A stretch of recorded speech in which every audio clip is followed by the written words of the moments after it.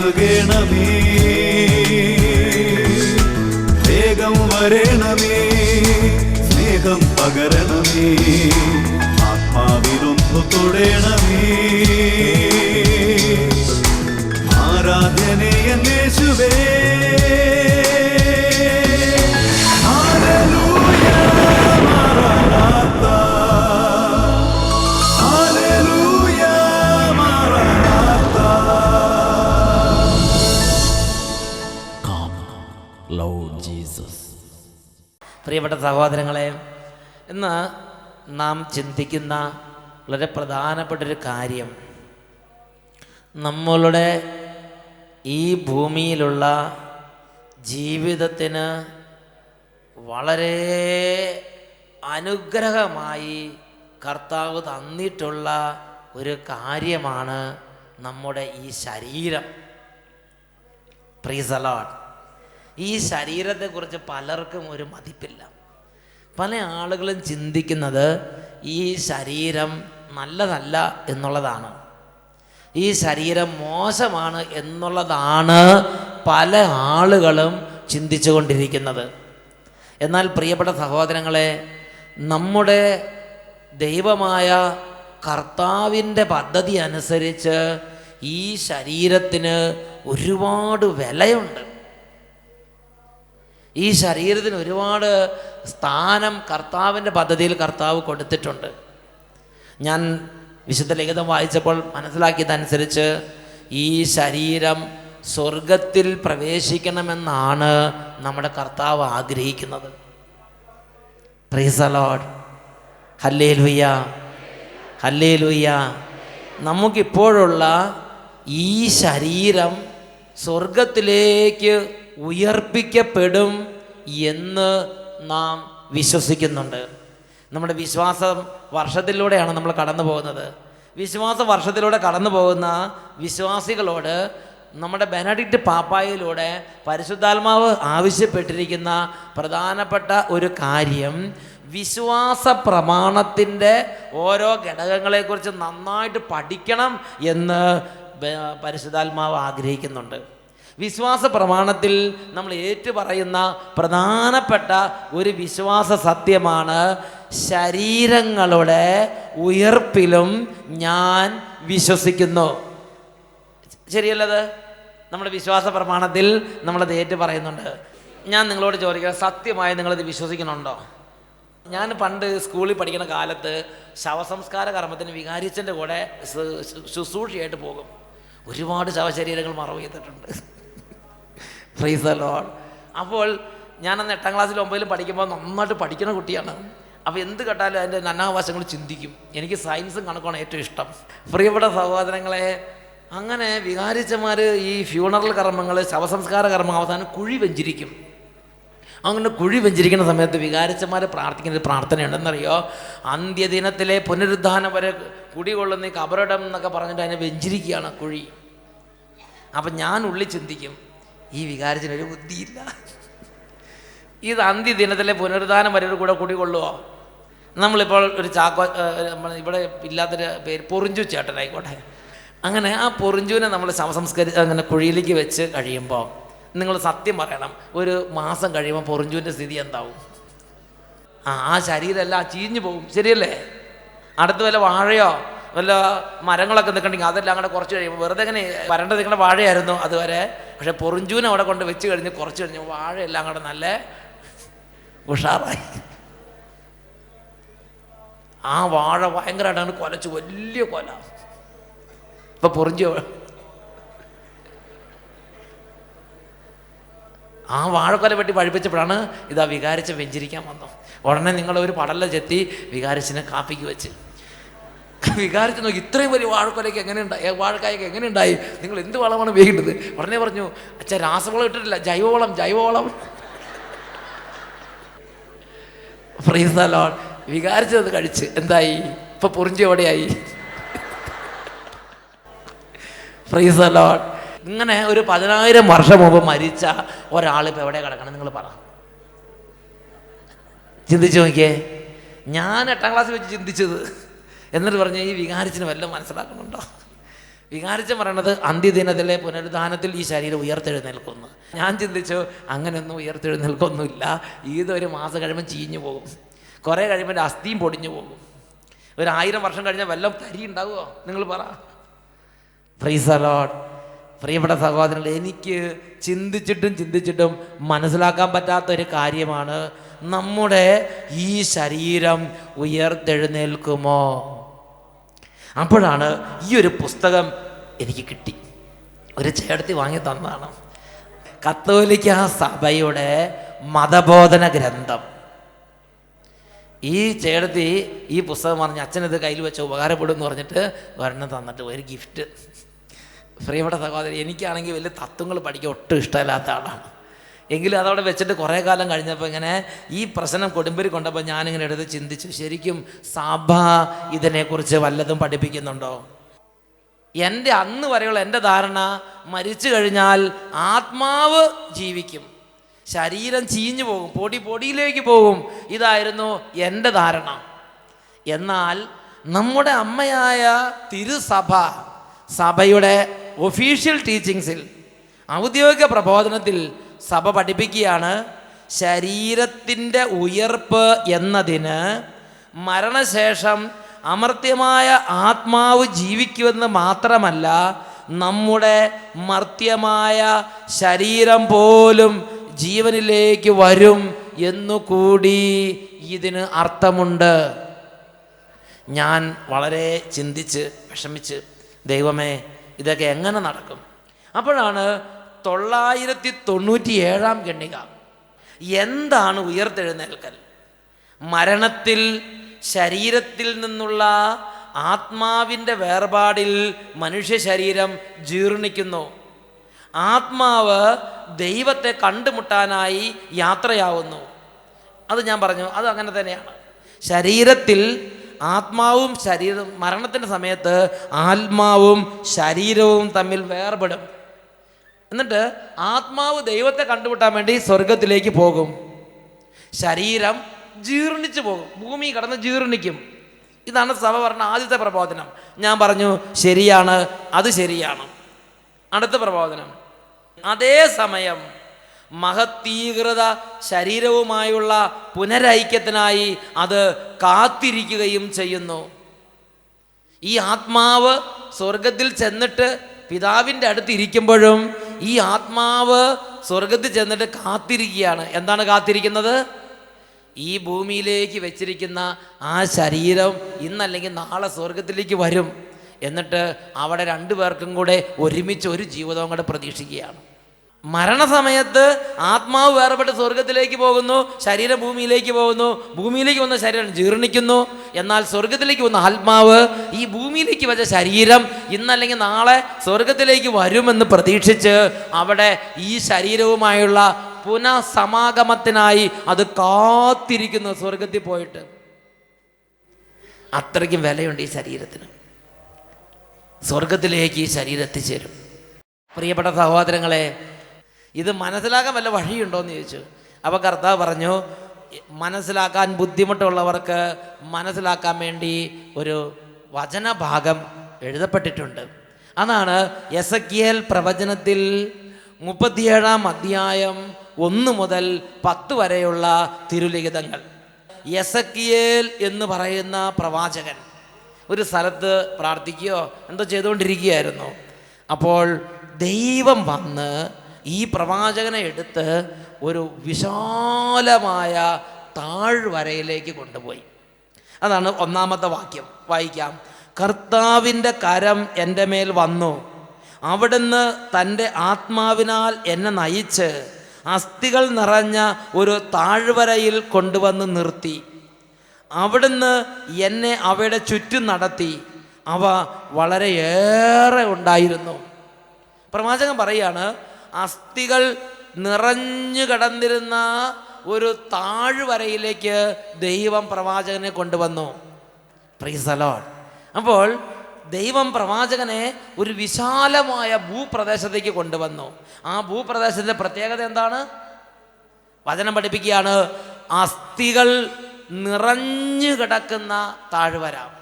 അസ്ഥികൾ ചെതറി കിടക്കുന്ന താഴ്വരയല്ല, അസ്ഥികൾ കുറേ കിടന്നിരുന്ന താഴ്വരയല്ല, അസ്ഥികൾ നിറഞ്ഞു കിടന്നിരുന്ന താഴ്വര. അതിൻ്റെ അർത്ഥം എന്താ?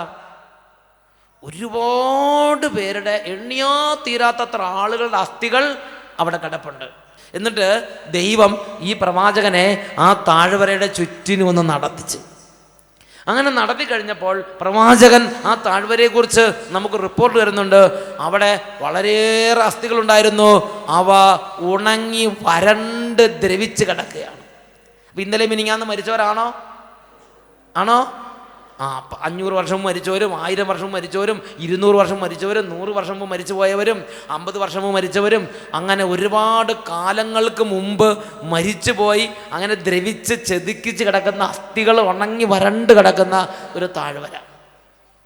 ആ അസ്ഥികൾ ഓരോരുത്തരും അസ്ഥികൾ ഓരോ പാക്കറ്റായിട്ട് വെച്ച് അടുക്കിയടുക്കി വെച്ചിരിക്കുകയാണോ?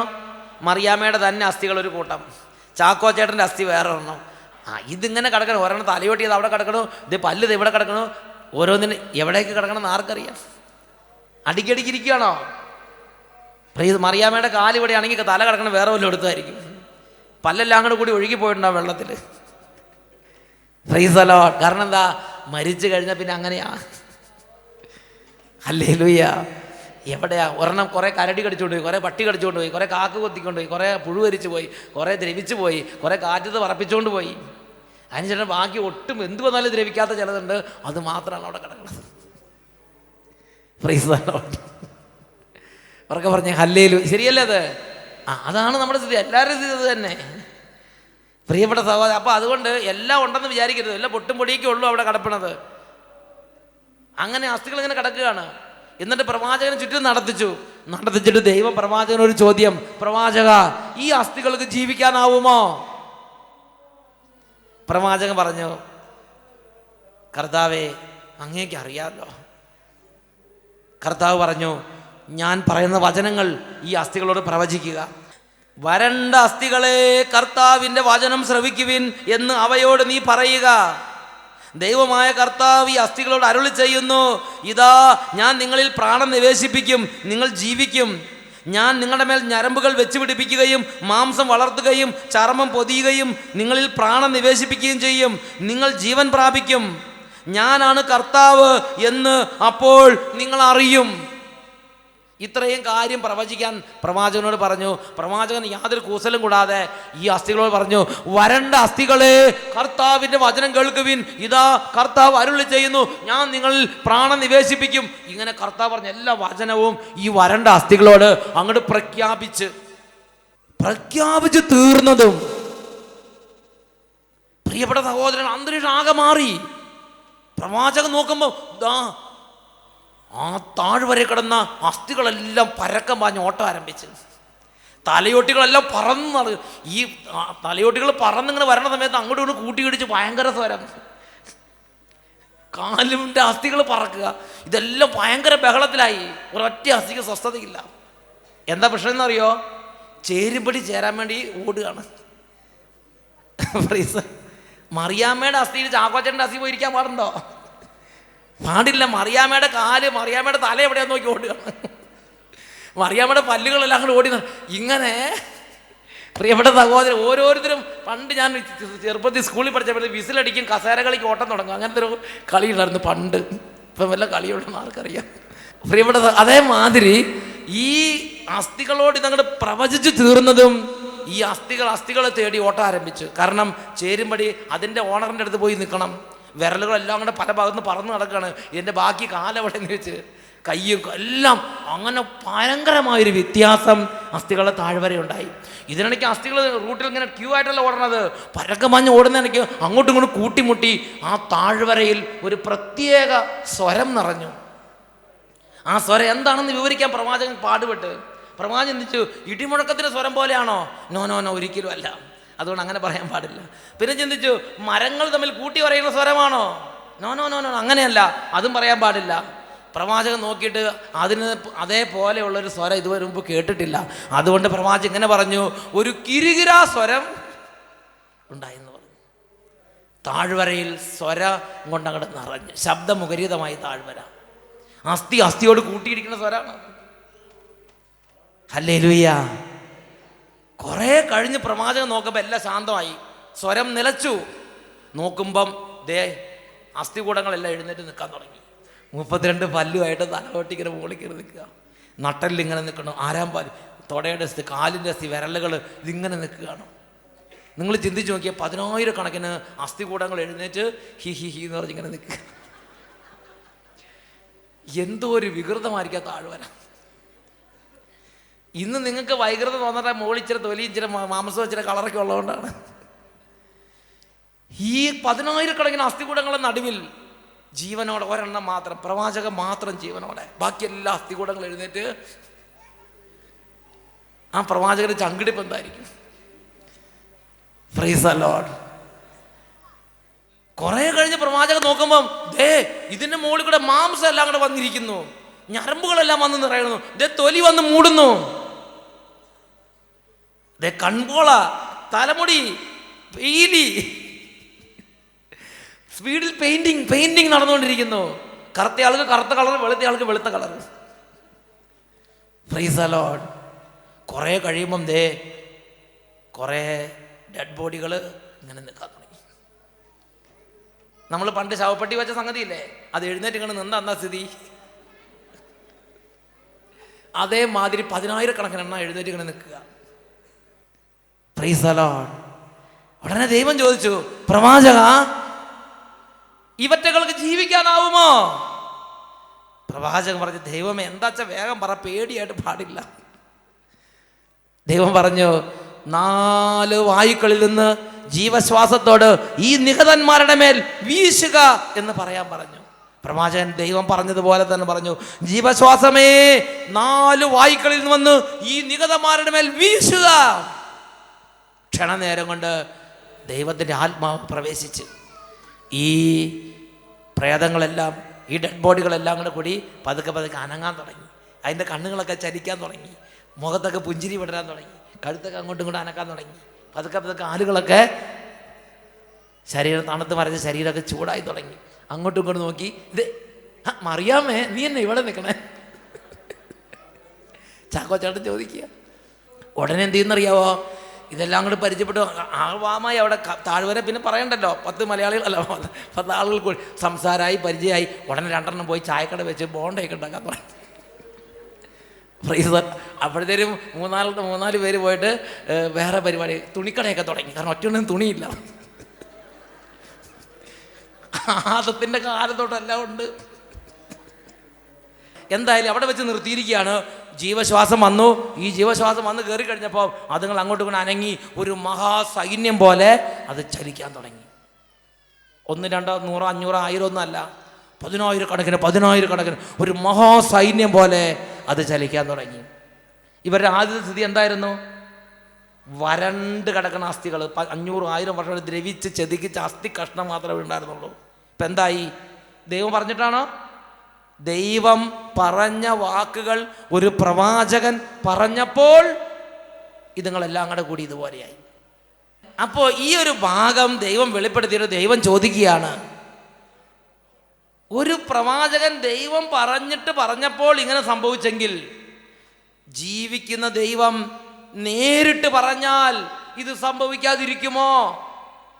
ബൈബിളിൽ ഉത്തരം തന്നിരിക്കുകയാണ്, ദൈവം നേരിട്ട് പറയും. കല്ലറയിൽ കിടക്കുന്നവരോടും കടലിൽ കിടക്കുന്നവരോടും ആകാശത്ത് കിടക്കുന്നവരോടും സകല സ്ഥലത്തുമായി മരിച്ചു കിടക്കുന്ന സകല മരിച്ചവരോടും ദൈവം പറയും, ഇതുപോലെ പറയും. അതെവിടെ രേഖപ്പെടുത്തിയിരിക്കുന്നത്? വിശുദ്ധ യോഹന്നാന്റെ സുവിശേഷം 5-ാം അധ്യായം 28-ഉം 29-ഉം തിരുലിഖിതങ്ങൾ. ഇതിൽ നിങ്ങൾ വിസ്മയിക്കണ്ട, എന്തെന്നാൽ കല്ലറകളിലുള്ളവരെല്ലാം അവൻ്റെ സ്വരം ശ്രവിക്കുന്ന സമയം ഇതാ വരുന്നു. അപ്പോൾ നന്മ ചെയ്തവർ ജീവന്റെ ഉയർപ്പിനായും തിന്മ ചെയ്തവർ ശിക്ഷാവിധിയുടെ ഉയർപ്പിനായും പുറത്തു വരും. ഇതിൽ നിങ്ങൾ വിസ്മയിക്കണ്ട, എന്തെന്നാൽ കല്ലറകളിൽ ഉള്ളവരെല്ലാവരും അവൻ്റെ സ്വരം ശ്രവിക്കുന്ന സമയം ഇതാ വരുന്നു. അപ്പോൾ നന്മ ചെയ്തവർ ജീവന്റെ ഉയർപ്പിനായും തിന്മ ചെയ്തവർ ശിക്ഷാവിധിയുടെ ഉയർപ്പിനായും പുറത്തു വരും. ഹല്ലേലൂയ. അപ്പോൾ ദൈവത്തിൻ്റെ പുത്രനായ യേശു സംശയരഹിതമായി ഡെഫിനറ്റായി പഠിപ്പിക്കുകയാണ്, എല്ലാവരും ദൈവപുത്രൻ്റെ സ്വരം കേൾക്കും, എല്ലാവർക്കും ഉയർപ്പുണ്ടാവും. മരിച്ച സകല ആളുകളോടും പുറത്തു വരാൻ ദൈവം കൽപ്പിക്കും. Price the Lord.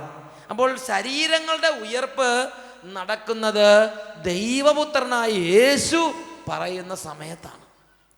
വീണ്ടും തെസ്സലോനിക്കക്കാർക്ക് എഴുതിയ ലേഖനത്തിൽ ഇതിനെക്കുറിച്ച് നമ്മൾ വായിക്കുന്നത് എങ്ങനെയാണ്? 4-ാം അധ്യായം അതിൽ 16-ാമത്തെ തിരുലിഖിതം. എന്തെന്നാൽ അധികാരപൂർണമായ ആജ്ഞാവചനം കേൾക്കുകയും പ്രധാന ദൂതന്റെ ശബ്ദം ഉയരുകയും ദൈവത്തിൻ്റെ കാഹളധ്വനി മുഴങ്ങുകയും ചെയ്യുമ്പോൾ കർത്താവ് സ്വർഗത്തിൽ നിന്ന് ഇറങ്ങി വരികയും ക്രിസ്തുവിൽ മരണമടഞ്ഞവർ ആദ്യം ഉയർത്തെഴുന്നേൽക്കുകയും ചെയ്യും. തെസ്സലോനിക്കക്കാർ എഴുതിയ 1-ാം ലേഖനത്തിൽ 4-ാം അധ്യായത്തിൽ 16-ാം വാക്യത്തിൽ പഠിപ്പിക്കുകയാണ്. യേശുക്രിസ്തു പറയുന്നത് എങ്ങനെയാ? അധികാരപൂർണമായ ആജ്ഞാവചനം മുഴങ്ങും, പ്രധാന ദൂതന ശബ്ദമുയരും, ദൈവത്തിൻ്റെ കാഹളധ്വനികൾ മുഴങ്ങും. അപ്പോൾ ദൈവപുത്രനായ യേശു മരിച്ചവരോട് ഭൂമിയിൽ നിന്ന് ഉയർത്തെഴുന്നേൽക്കാൻ പറയും. Price the Lord. അങ്ങനെ ഭൂമിയിൽ നിന്ന് ഉയർത്തെഴുന്നേൽക്കാൻ പറയുമ്പോൾ ഈ ഭൂമിയിലുള്ളവരെ വിട്ടുകൊടുക്കും, സമുദ്രം സമുദ്രത്തിലുള്ളവർ വിട്ടുകൊടുക്കും, ആകാശം ആകാശത്തുള്ളവർ വിട്ടുകൊടുക്കും. ഈ ബഹിരാകാശത്ത് പോയവർ ചിലർക്ക് പൊടിയായി ബഹിരാകാശത്ത് കിടപ്പുണ്ട്. Price the Lord. ആ ഭൂമിയിലേക്ക് എത്തിയിട്ടില്ല എന്ന് കൃത്യം ഉറപ്പില്ല. കുറേ പേര് സമുദ്രത്തിൽ കിടപ്പുണ്ട്. ലോകാരംഭം തൊട്ട് ആദത്തിൻ്റെ കാലം തൊട്ട് മനുഷ്യന്മാരുണ്ടായ കാലം തൊട്ട് യേശുക്രിസ്തു 2-ാം വരവ് വരെ ഭൂമിയിൽ മരിച്ചിട്ടുള്ള സകല മർത്യരെയും ഭൂമിയും പാതാളവും ആകാശവും സമുദ്രവും വിട്ടുകൊടുക്കും. വെളിപാട് 20:13 പഠിപ്പിക്കുന്നത് എങ്ങനെയാണ്? തന്നിലുണ്ടായിരുന്നവരെ സമുദ്രം വിട്ടുകൊടുത്തു, മരണവും പാതാളവും തങ്ങളിലുണ്ടായിരുന്നവരെ വിട്ടുകൊടുത്തു. അവരെല്ലാവരും താങ്കളുടെ പ്രവൃത്തികൾക്കനുസൃതം വിധിക്കപ്പെട്ടു. Praise the Lord. അപ്പോൾ ഈ ഭൂമിയിൽ ആദം തൊട്ട് യേശുവിൻ്റെ 2-ാം വരവ് വരെ മരിച്ചിട്ടുള്ള സകല മർത്യർക്കും ശരീരങ്ങളുടെ ഉയർപ്പുണ്ട്. ക്രിസ്ത്യാനികൾക്ക് മാത്രമാണോ ഇതുള്ളത്? വിശ്വസിക്കുന്നവർക്ക് മാത്രമാണോ ഈ ഉയർപ്പുള്ളത്? വിശ്വസിച്ചാലും വിശ്വസിച്ചില്ലെങ്കിലും ഇത് 2-ാം വരവിൽ സംഭവിക്കും. ക്രിസ്ത്യാനിയാണെങ്കിലും ക്രിസ്ത്യാനി അല്ലെങ്കിലും, വിശ്വാസമുള്ളവനാണെങ്കിൽ വിശ്വാസമുള്ളവനല്ലെങ്കിലും, പുണ്യവാനാണെങ്കിലും പാപിയാണെങ്കിലും, ദുഷ്ടനാണെങ്കിലും ശിഷ്ടനാണെങ്കിലും, കുട്ടിയാണെങ്കിലും പ്രായമുള്ളവനാണെങ്കിലും, മാമൂസ മുങ്ങിയാലും മുങ്ങിയില്ലെങ്കിലും, നീ അംഗീകരിച്ചാൽ അംഗീകരിച്ചില്ലെങ്കിലും ഇത് സംഭവിച്ചിരിക്കും. കാരണം ജീവിക്കുന്ന ദൈവം പറഞ്ഞിട്ടുള്ള വാക്കാണ്, ഇതിന് വ്യത്യാസം വരികയില്ല. Price the Lord. ഈ ഒരു വചനം നിങ്ങളുടെ കാതുകളിൽ കേൾക്കാൻ കർത്താവ് ഒരുക്കിയ മണിക്കൂർ എത്രയോ ഭാഗ്യപ്പെട്ട മണിക്കൂർ. നിങ്ങൾക്ക് ചിന്തിക്കാനും ഒരുങ്ങാനും കർത്താവ് അവസരം തന്നിരിക്കുകയാണ്. ഹല്ലേലൂയ. മരിക്കുന്നതിന് മുമ്പ് ഞാനും നിങ്ങളിത് കേൾക്കണം. അവനവൻ്റെ ആത്മാവിൻ്റെ ശരീരത്തിൻ്റെ സ്ഥിതിയെക്കുറിച്ച് അവനവൻ ജീവിച്ചിരിക്കുന്ന കാലത്ത് നന്നായിട്ട് ചിന്തിക്കണം. ഇത് നമുക്ക് തമാശ കളിക്കാൻ വേണ്ടി, സൊള്ളി അടിക്കാൻ വേണ്ടി തന്നിട്ടുള്ളതല്ല ഈ ജീവിതം. ഈ ശരീരവും ഈ ആത്മാവും രണ്ടും നമ്മൾ വിശുദ്ധമായി സൂക്ഷിച്ച് ഇത് രണ്ടും സ്വർഗത്തിൽ എത്തിച്ചേരാൻ വേണ്ടി ദൈവം നമുക്കായി തന്നിട്ടുള്ള 2 ശ്രേഷ്ഠ ദാനങ്ങളാണ്. ഉറക്കെ പറയാം, ഹല്ലേലൂയ. ഹല്ലേലൂയ മറനാഥാ. Come, Lord Jesus.